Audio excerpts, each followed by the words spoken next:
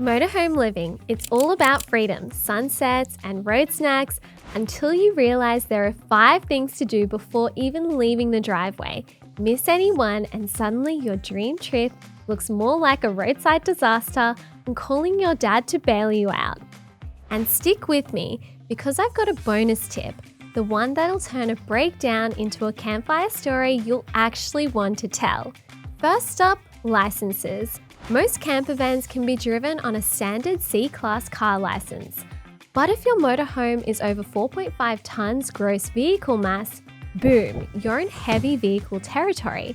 And that means you'll need a heavy vehicle license. So, check your vehicle specs and license requirements before you even leave the driveway. Nothing dampens a motorhome trip faster than the words, "Sorry, you're not licensed for this."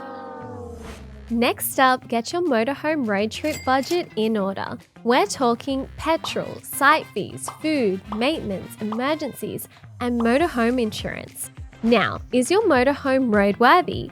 Used models might hide wear and tear, and a breakdown in the outback isn't something you want to deal with. So, book a mechanical roadworthy check before any major trip. To legally hit the road, you need motorhome registration and compulsory third-party insurance. But that's just the minimum. I know this might sound unfun, but this step is all about taking care of future you, so present you can relax and enjoy the ride.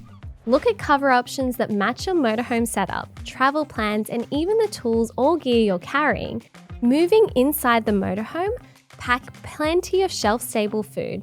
Know how to fill your water tank and always carry more water than you'll think you'll need, especially if you're heading out remote. The standard rule of thumb is to store 7.5 litres of water per person per day. That's just for daily use. Now here's that bonus tip I promised, packing the right gear. And no, I'm not talking about your favourite camp chair and a bag of marshmallows. I'm talking about recovery gear, first aid, and the kinds of tools that keep your trip rolling when things go sideways.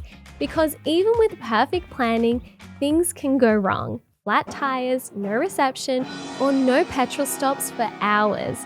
So carry extra water, fuel, a satellite phone, spare oil, and consider solar panels if you'll be camping off-grid.